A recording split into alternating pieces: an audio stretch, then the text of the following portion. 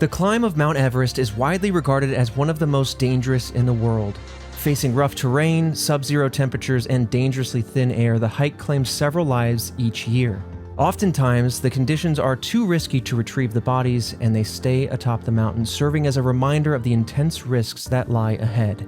Today, we're discussing one such casualty, the infamous unidentified body nicknamed Green Boots. This is Red Web.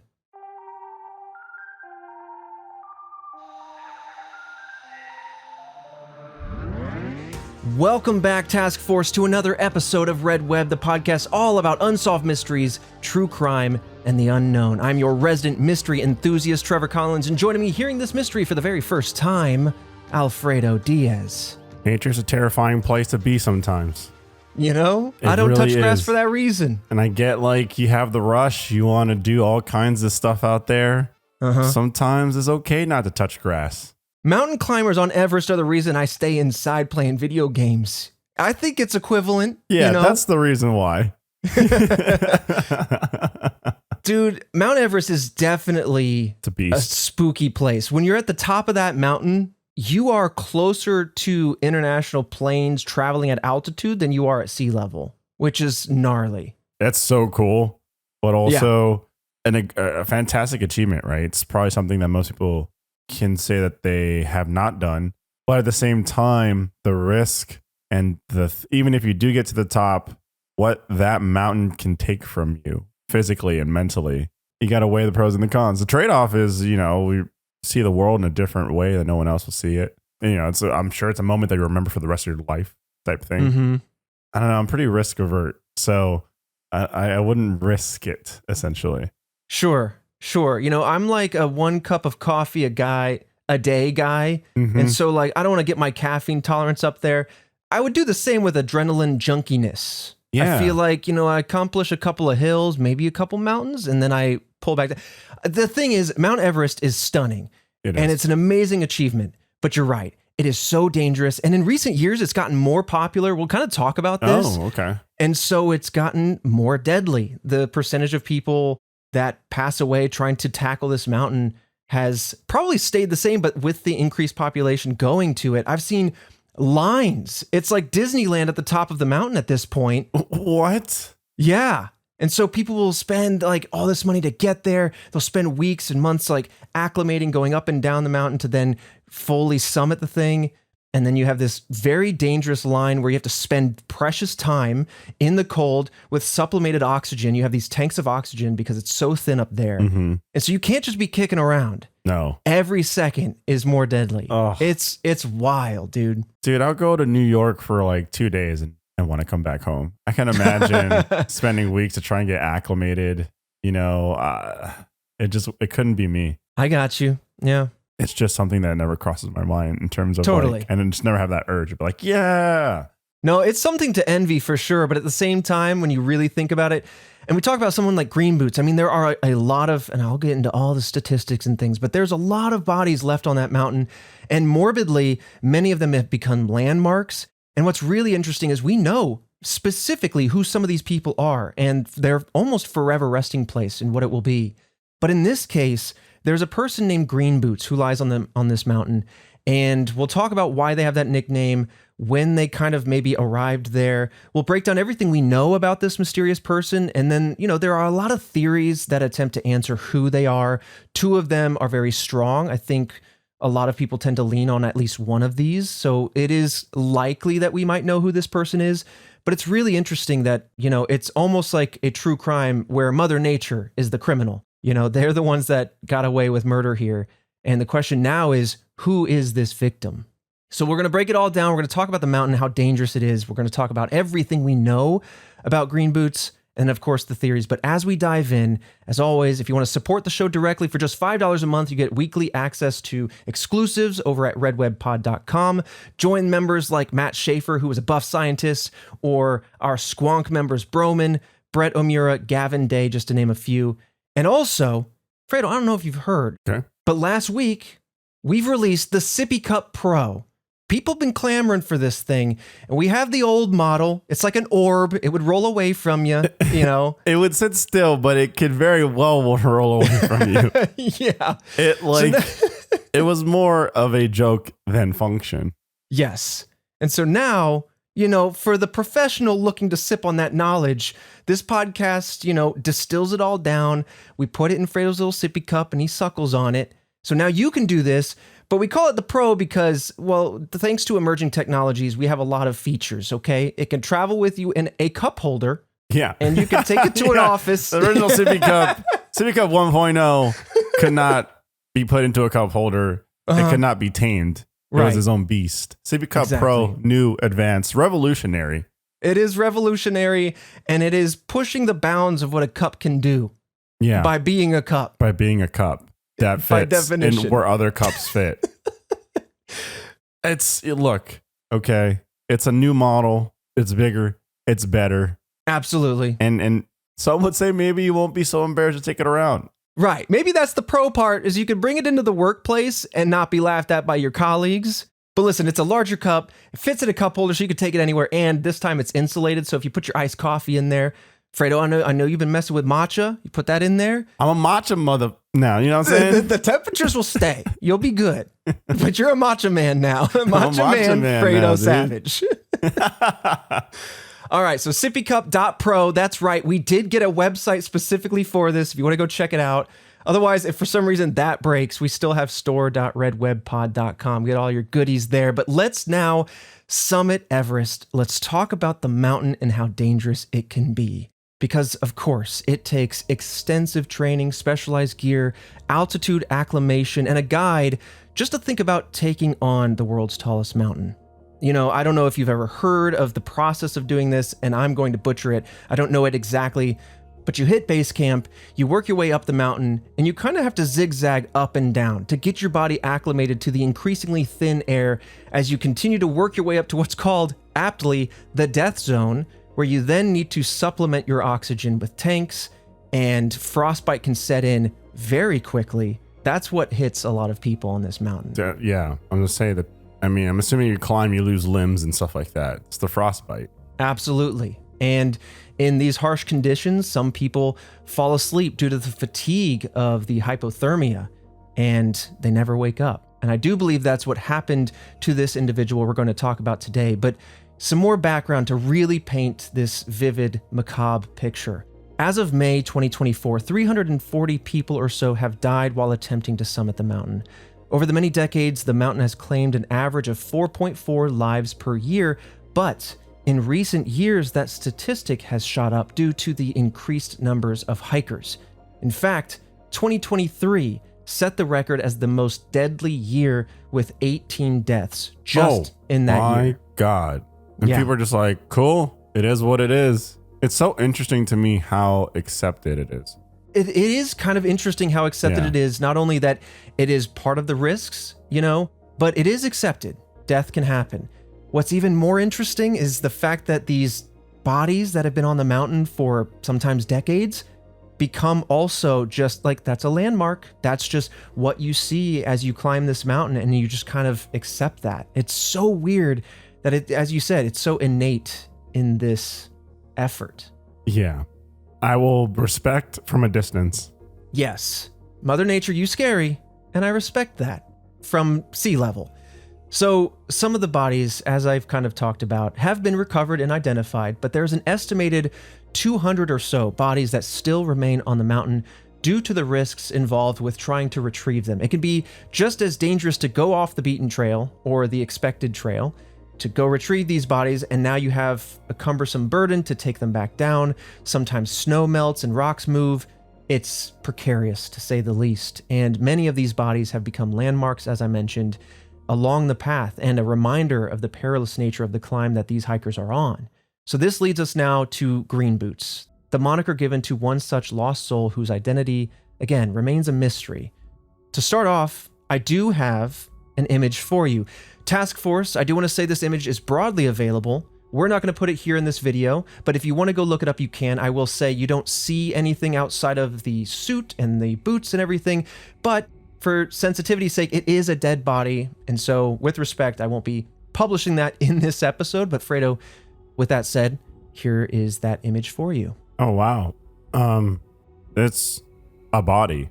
Mm-hmm. But the thing is, it looks like the person's head is tucked right under like a little cave, essentially. Little rock overhang. Yeah.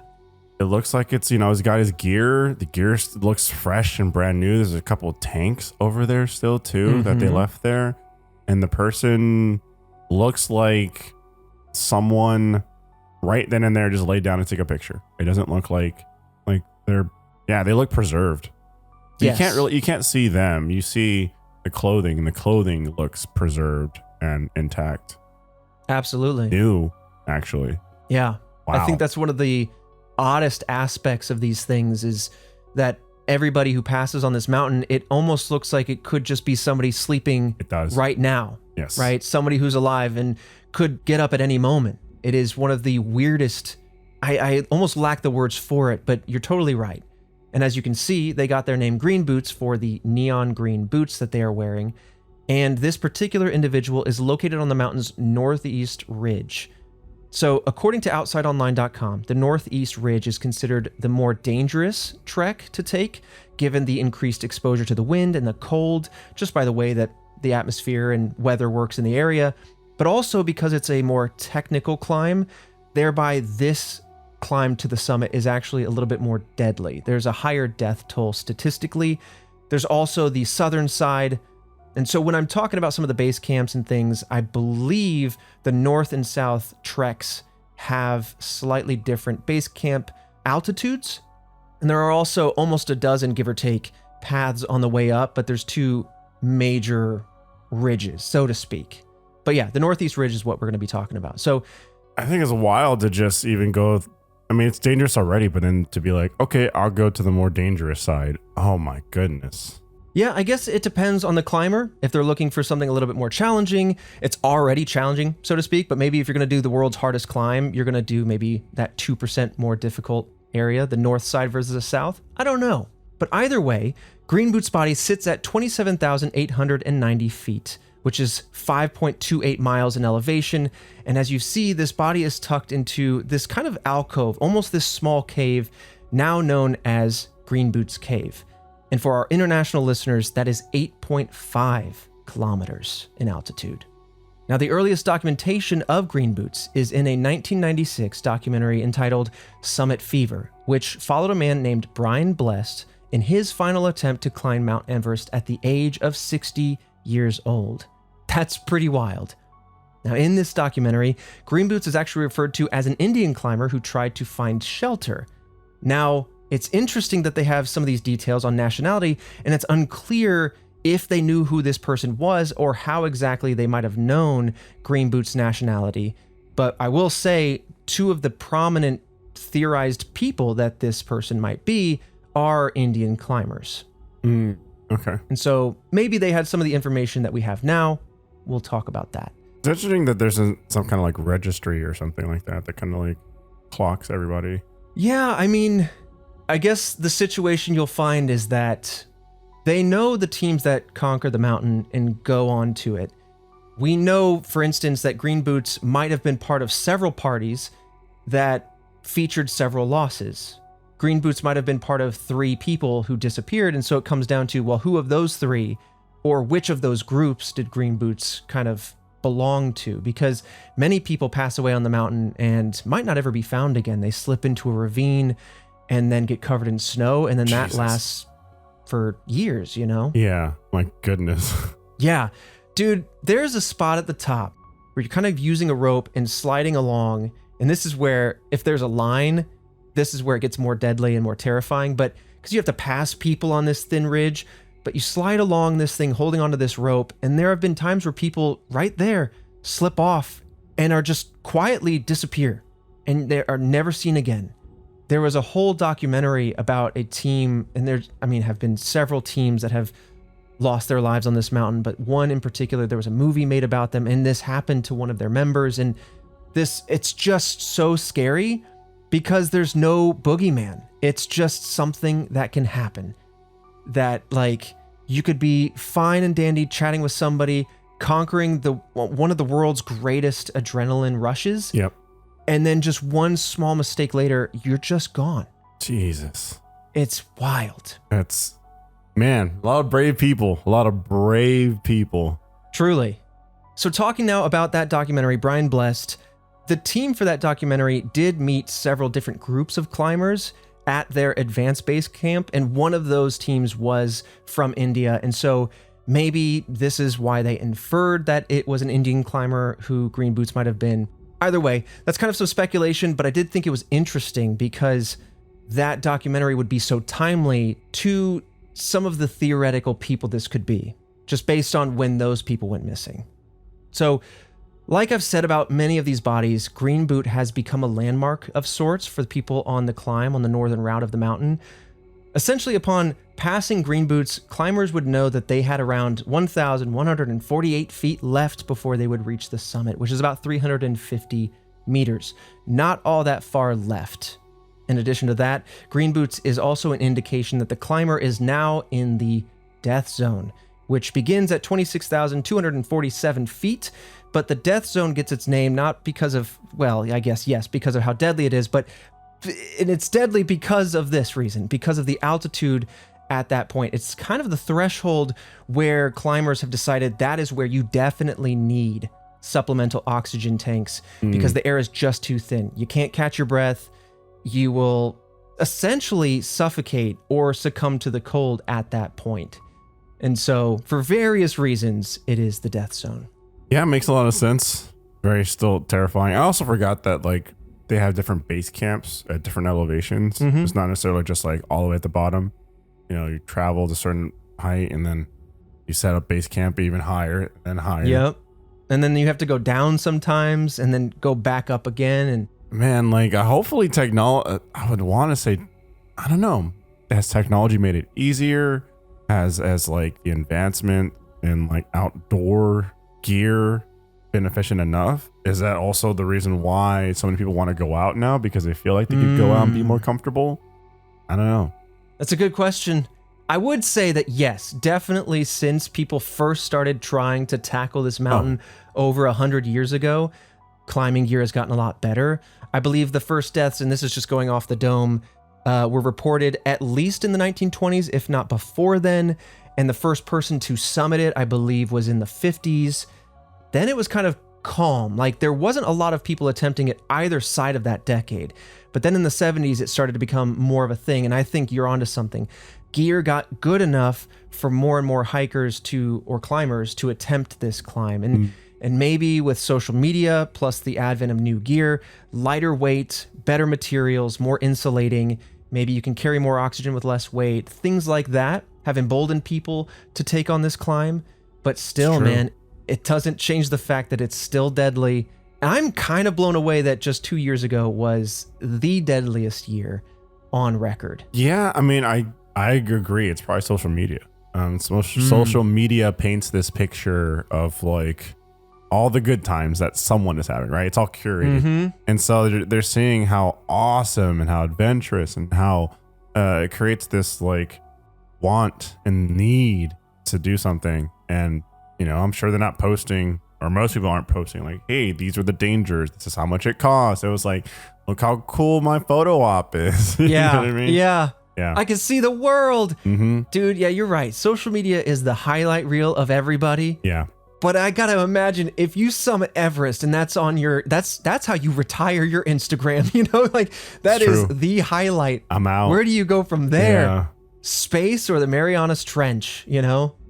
So we've talked now about where Green Boots lies, but in 2014, some reports stated that members of the China-Tibet Mountaineering Association moved Green Boots to a more remote location.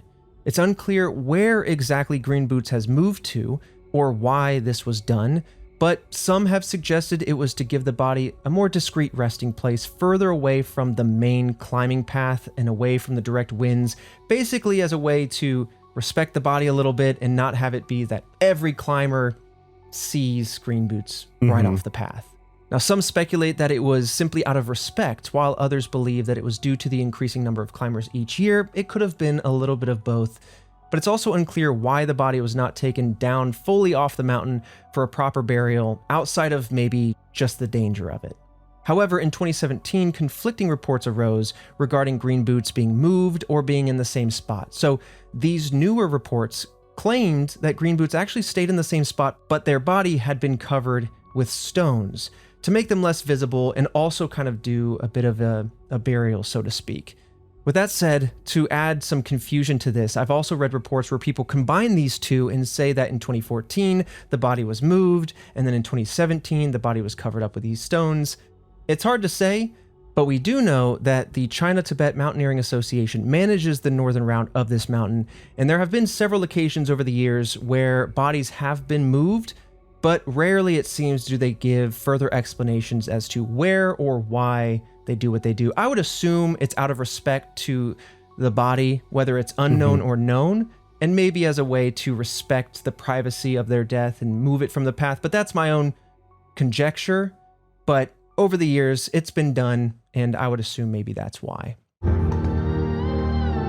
This episode of Red Web is sponsored by Quint. You know, they say one night with Quint's European linen and you'll finally understand the hype. Okay, I said that weird, but the difference is pretty immediate, and I'm going to front load my personal experience here because I just got my Quint's duvet cover, and it is the softest, most comfortable piece of fabric I've put on my bed. I am genuinely a huge fan now, and I'm super happy to have them as a sponsor. I think they're wonderful, but here, I want to talk more about them. Their sheets are light, breathable, and super soft with that perfectly lived-in vibe. Woven from 100% European flax linen, they have that heirloom quality, and they get softer every time you wash them, which is also awesome. And the same goes for their ultra plush duvets, quilts, pillows, and shams as well. Quince has everything that you need to level up your bed. And the best part, like Quince's clothing, their bedding is half the cost of similar brands, and Quince only works with factories that use safe, ethical, and responsible manufacturing practices and premium fabrics and finishes. And this is where they want me to talk about it, and I will do it again because they have a transparent pricing policy, which is really awesome. They walk you through why the cost is what it is. They have great sales all the time,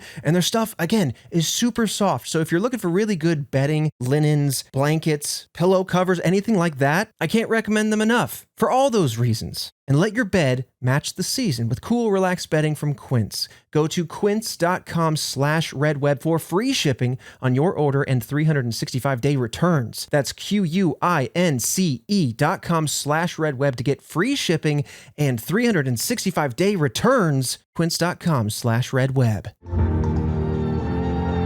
Now here's where we dive into the theories. Of course, there are many theories out there, but two of them have a lot of detail behind them, and they're kind of the preeminent theories, one of them being the stronger of the two, and that's the one we're going to start with. Okay. So Green Boots is most commonly believed to be an Indian climber by the name of Sewang Paljor. So he was a member of the Indo-Tibetan Border Police. I'll refer to them as the ITBP moving forward. But in May of 1996, the ITBP took 6 men, Paljor and 5 others, on an expedition to climb Mount Everest.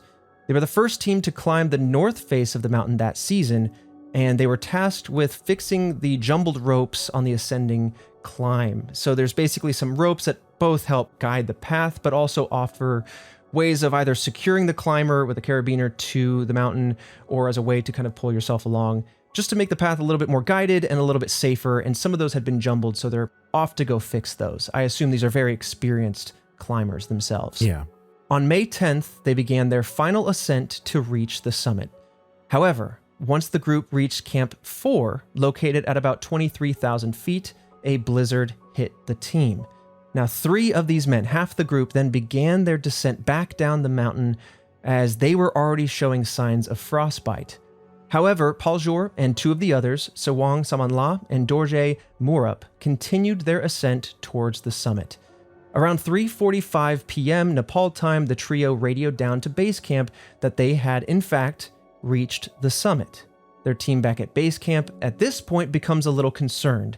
Again, I am very novice when it comes to climbing mountains at all, let alone the tallest mountain in the world.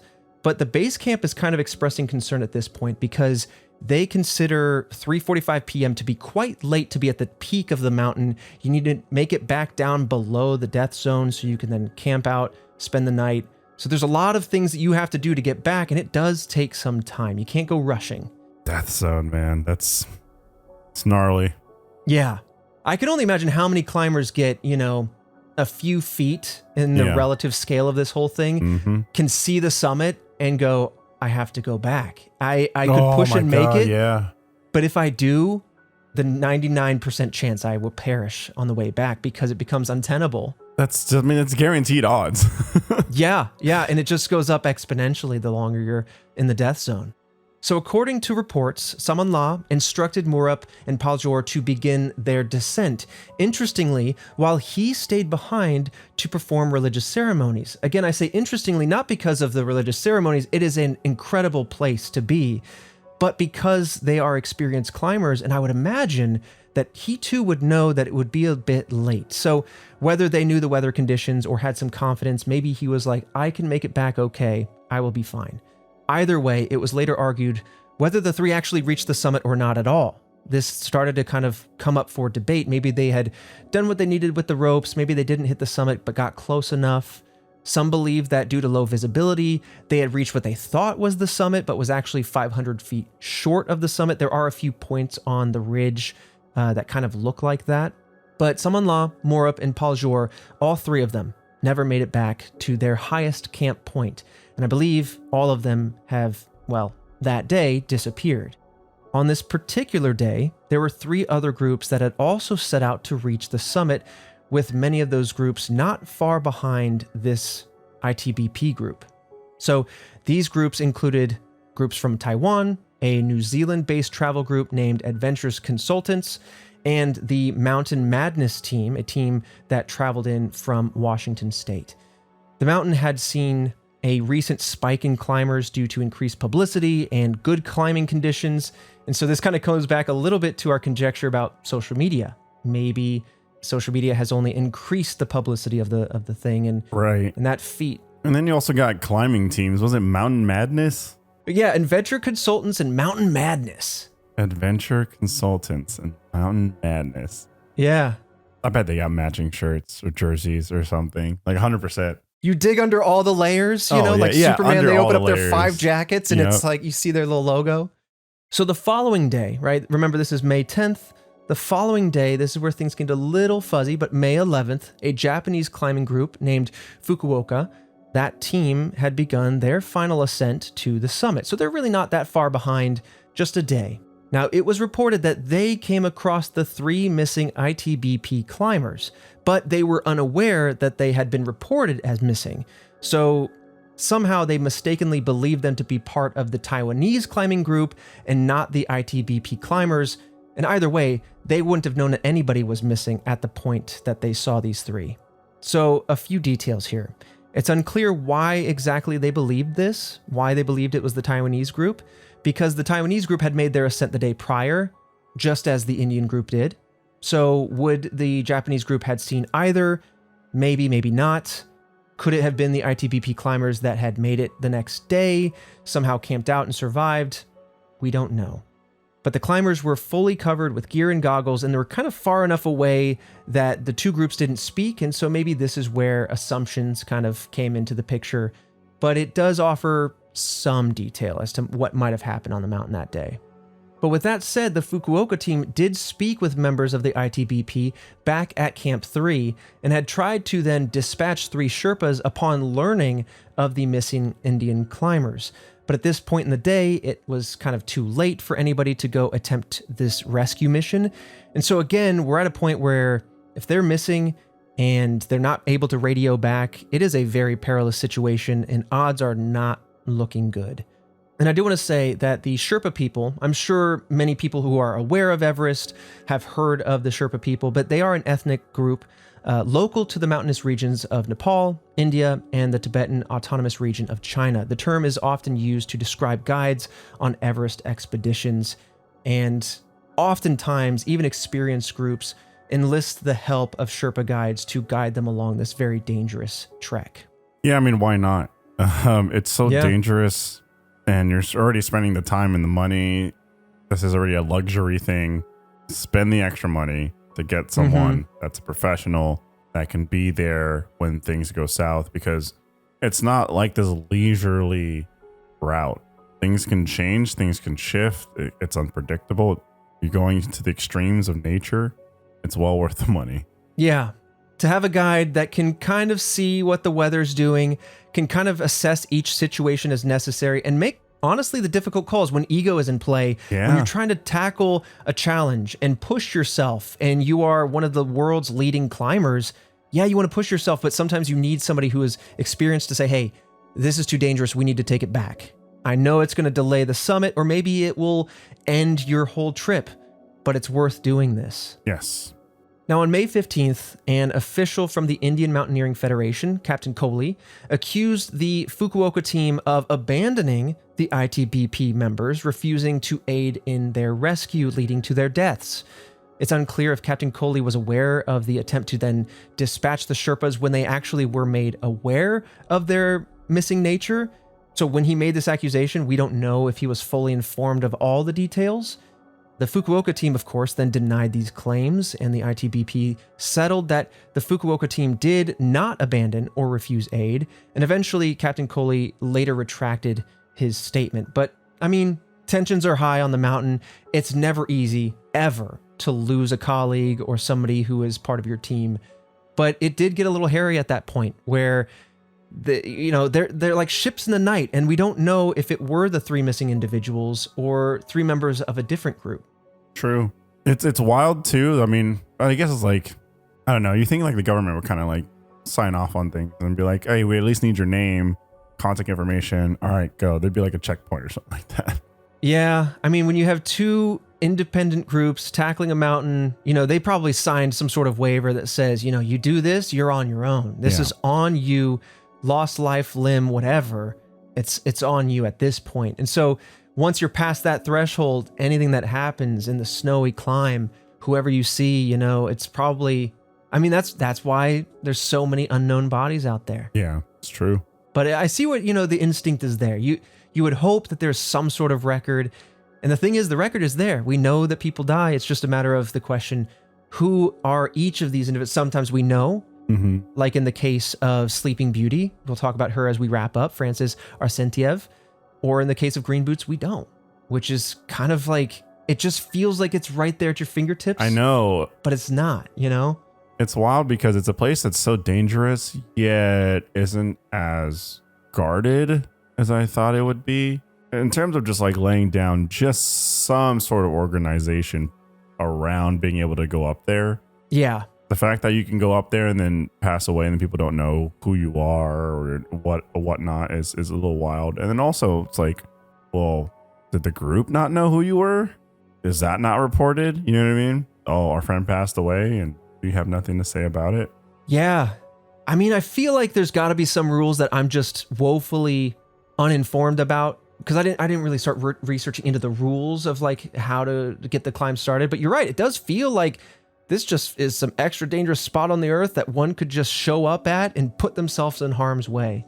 I doubt it's exactly that way, to be totally clear. Right. But again, that's where I flex my ignorance. But it feels a bit more lawless than I thought it would be. Sure. So with all this information, talking about the ITBP, talking about some of these members, we talked about 3 of the members that disappeared, and 2 of which will be kind of our suspects A and B for who Green Boots might be. So let's talk now more specifically why this might be Paljor. So Paljor was wearing green Koflak brand boots on the day his team attempted to summit, leading many to believe with confidence that this infamous landmark must be Paljor. The belief that Green Boots' body belongs to him is largely rooted on this report of the boots being green. But again, as I mentioned, you have Morup and Samanla, both kind of MIA on this mountain, and so it could be either one of them. And the next leading suspect is actually Dorje Morup. So let's talk now about him. It is a less popular theory, but it states that Green Boots' body is that of Morup's, another climber from the ITBP expedition. This theory comes from an article written by P.M. Das in the Himalayan Journal, which states Morup's body was found near Camp 6. The article also states that Paljor's body was never found, and it's likely that he slipped and fell off one of the cliffs on the eastern side of the mountain. Again, one of those very precarious edges that I was kind of talking about before. Basically, the article says, well, Morup was found and Paljor was not found. Therefore, by just that implication alone, it must imply that Green Boots is Morup. While Das reportedly had a first-hand account of this tragedy, and we're not exactly sure on the details further of that, this theory is not widely discussed. Das was the senior deputy leader of the ITBP expedition. However, it's reported that he was not a member of the ITBP himself, so it's not super clear how he entered this role or if he spoke any further about the expedition. But if this is to be believed, as reports indicate in the Himalayan Journal, it seems that he would have some authoritative information on the matter. Right. But again, that's kind of all we have to kind of help push it towards Dorje Morup versus Paljor. Yeah, but not too much to go off of. Right. So is there an answer to who Green Boots is? You know, it's going to be one of those things that maybe we'll forever not know. However, many people feel very confident that it is, in fact, Sewang Paljor. Is there a reason why we haven't just gone up and DNA tested or anything? Aside from, I'm sure it's costly. Like, who's going to fund that? You know what I mean? I really don't know if DNA would survive the environment. Yeah, that's true. And also, Yeah. it's like time and money and who's... Yeah. Is it, you know, which country or state takes that on, and is it worth that? I don't know. Yeah. Interesting that there isn't like family members that are like, oh, our son or my husband said he's going to go do this and never came back. Yeah. I mean, we know that the family's lost a member, right? It's just a matter of, is this the member of your family or are they somewhere else on the mountain? And so That's true. there is some closure. It's unfortunate. Like, they know that their spouse, son, father, whoever this might have been, passed away on the mountain. But yeah, it's just one of those questions that I think will forever haunt the mountain.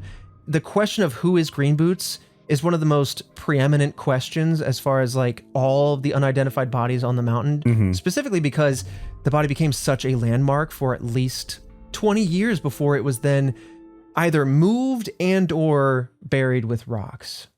To kind of wrap up this whole thing, May 10th is an interesting day. You know, we talked about 1996 with that documentary coming out.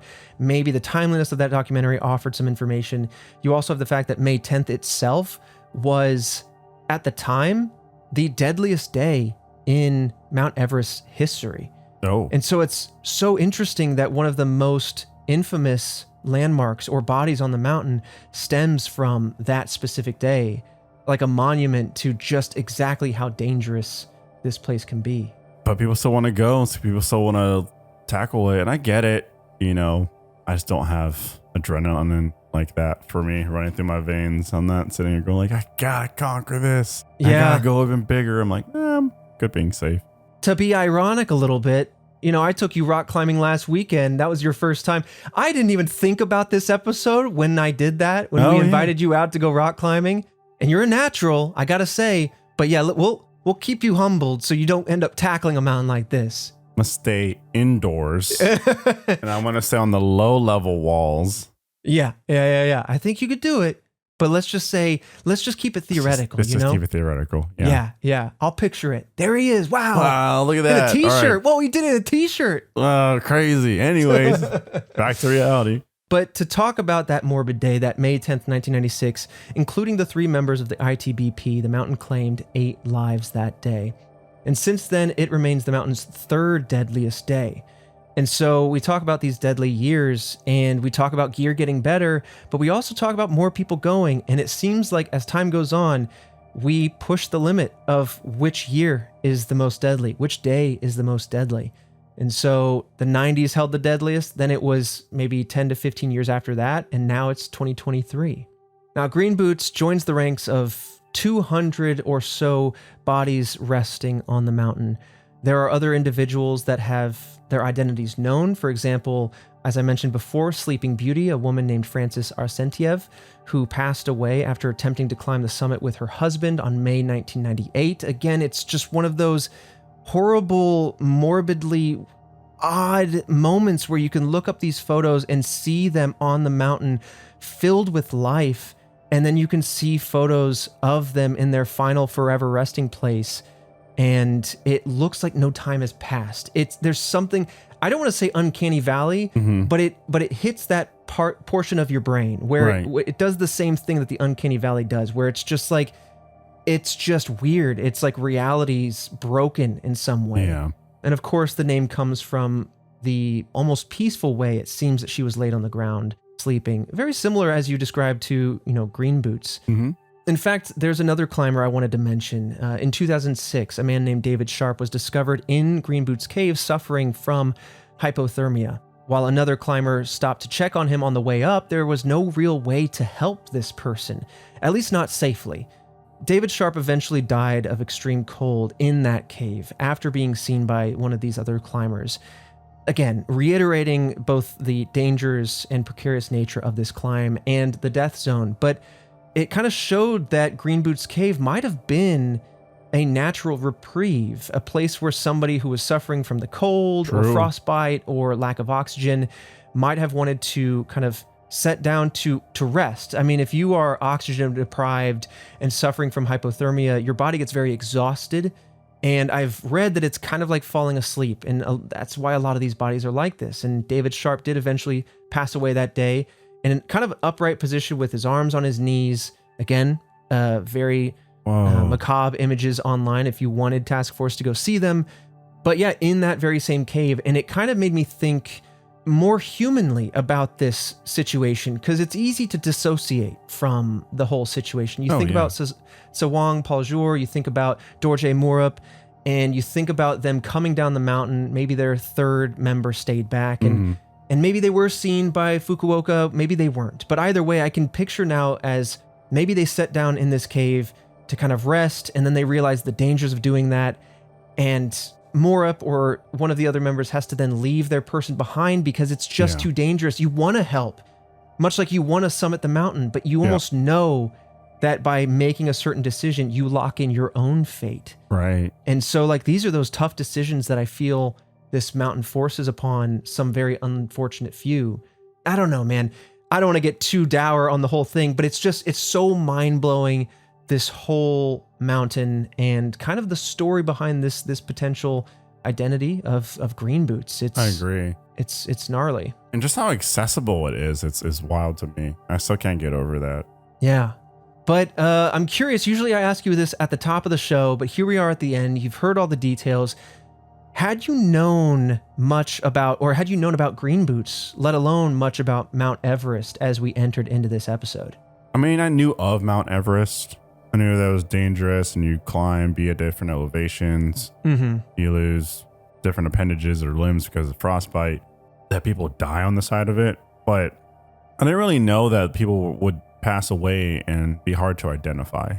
I thought it would be like there's some kind of system in place, record keeping, etc. So if you go up, don't come back down. It's like, we lost this person, we got their contact information, we have their emergency contact. We can at least, do some due diligence of contacting family or friends, etc. Not just, who knows? We don't know this body. They're just gone. And just gone is wild. Yeah, dude. Absolutely. When I think about my knowledge of Mount Everest, I mean, we all know that it's a dangerous mountain. And this is just one of those questions, and I'm glad we finally did an episode on this, simply for my own just like selfish nature of digging into some of the theories and details behind this individual, because I feel like this was one of those topics, Mount Everest in general, was one of those things I grew up hearing about in elementary school, and honestly, in 96, I would have been freshly going into elementary school. So maybe, the tragedy of May 10th was just like in the zeitgeist. But since I was young, I feel like this mystery has been one of those ones that's kind of chased me around, where I kind of go like, oh yeah, I've heard about that one. And I don't know why it took me so long to want to kind of like jump into this particular mystery in Red Web. But it's kind of one of those ones where I'm pulling out of my back pocket from my youth going, can we answer this? Is there an answer? But looking closer at this mountain, though, we have a map that we've shown a few times, but I do want to refer to it more specifically now for the task force. If you want to take a look, this is an older map, but it shows all the various camps and base camps and various portions of the Northeast Ridge climb. This would be separate to the southern side. But yeah, it just shows just how high in altitude all these pieces are. Yeah. And I look at that. I look at a mountain like that and I go, I can't see a path up that. No, this isn't not at all. Skyrim where I hop on a horse and I Right. climb a vertical wall. Yeah, no, there's no way. Yeah. This looks dangerous. This has been the very interesting case of who is Green Boots. I'm glad we could dive into all the details, kind of elucidate you to just how dangerous Mount Everest can be. But Task Force, let us know. There's, like I said, a few theories out there. And if you know any further theories, let us know in the Discord, in the episode chat discussion we have on there. And if you want to join the Discord, you can do that over at redwebpod.com. It's one of the many bonuses you get for just $5 a month. And again, reminder, everybody, if you want to distill this knowledge, take it with you on the go, take it with you to the office, keep it cold, sippycup.pro. It's store.redwebpod.com. Again, I haven't set up the site, but I own it, so I'm not sure. Listen, we're recording in the past. We're coming to you live from the past right now. From the past. And so hopefully, look, the Sippy Cup is a lot more functional now.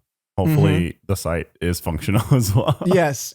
We hired a team of engineers to, like I said, look at emerging technologies to create the perfect cup to sip your knowledge out of. And we really dropped the ball on the technical engineers to make the site happen. So with some duct tape and shoestring, we'll make that portion happen. But again, support the show in any way you can. And also, I'm sure we'll have put this in an episode before now. But again, while we're out of time, while we're recording in this non-linear world that the Task Force headquarters lives in, we're actually recording from the year 1925 right now. Yes, the Task Force headquarters moves around in time. But recently we were in, and hopefully still are, in the podcast charts. And that has a lot to do with your free support, Task Force, whether it's sharing the podcast or reviewing the podcast wherever you listen to us. Give us those 5 stars, and we love to read those. So thank you very much. Or just simply telling a family member or a friend who you think would love the unknown and love to discuss this stuff with you in person. Maybe they can sip knowledge out of your cup. That sounds weird when I say it out loud, but it's the pro model, so it kind of makes it adult. Oh no, that makes it worse if I say it's adult. Sippycup.pro, it exists. Support the show. Thank you guys. I'm gonna dig myself out of this hole. It's the adult model. Get it, and have fun. Oh God. Oh no. Okay, thank you, Task Force. You guys rock. Really appreciate you. And Fredo, I'll see you right back here next Monday for yet another mystery. Oh yeah.